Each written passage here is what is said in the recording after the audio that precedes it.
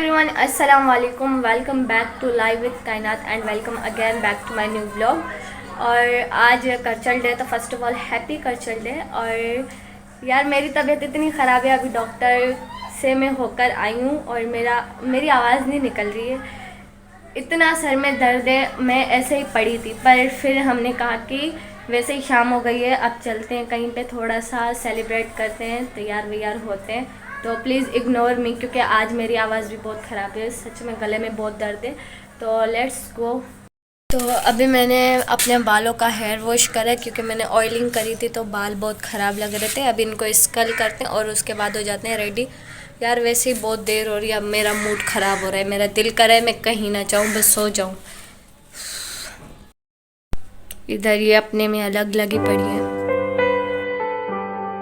तो वैसे ही मेरा मूड बहुत ख़राब था, जाने का बिल्कुल भी मेरा मन नहीं था, बट मैं यहाँ गई तो मेरा मूड और ख़राब हो गया। बिकॉज़ ये मरहबा वाले बैकग्राउंड में ऐसे सैड सॉन्ग लगा कर बैठे थे और ऊपर से मेरे कज़न, मेरी बहन वाले अलग से मुझे चढ़ा रहे थे, तो मेरा मूड और ख़राब हो गया। मैंने कहा मैंने आकर गलती कर दी। इनको मैंने कहा कि सेम मेन्यू मंगवाते, बट नहीं, इनको अलग खाना खाना था, तो मैंने इनसे बात ही नहीं करी। मैंने कहा सही है, तुम लोगों को जो खाना है तुम लोग खाओ, फिर मुझसे बात ही मत करो।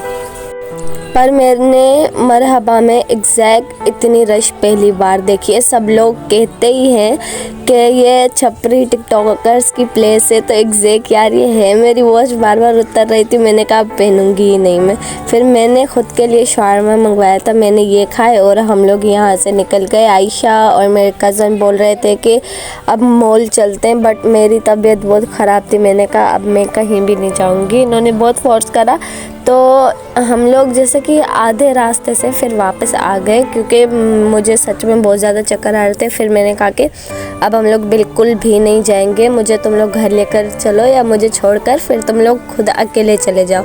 तो इन्होंने कहा कि नहीं, फिर ठीक है, हम लोग भी घर ही चलेंगे। एंड एग्जैक्ट हम लोग ऊपर जाकर बैठे थे, क्योंकि नीचे बहुत सारे लोग थे और बहुत ज़्यादा रश था। बैकग्राउंड में भी बहुत ज़्यादा, वैसे ऊपर भी सॉन्ग चल रहे थे, इसलिए मैंने वहाँ पे आवाज़ रिकॉर्ड इसलिए ही नहीं करा था, क्योंकि कॉपीराइट आ जाता है ना यार, तो सारा वीडियो ही किसी काम का नहीं रहता। तो मैंने इसलिए कहा कि बैकग्राउंड में मैं आवाज़ लगा दूँगी, अभी मैं ऐसे ही रिकॉर्ड कर लेती हूँ। तो हम लोग यहाँ से जैसे ही निकले, उसके बाद इन्होंने कहा कि हम लोग मॉल चलते हैं, बट सच में बहुत ज़्यादा ठंडी हवा चल रही थी और आयशा वाले हमारे पीछे ही आ रहे थे। तो हम लोगों ने आधे रास्ते से फिर हमने गाड़ी घुमाई, हमने कहा कि अब नहीं जा रहे मॉल, क्योंकि रात हो गई थी और बहुत ज़्यादा सर्दी लग रही थी।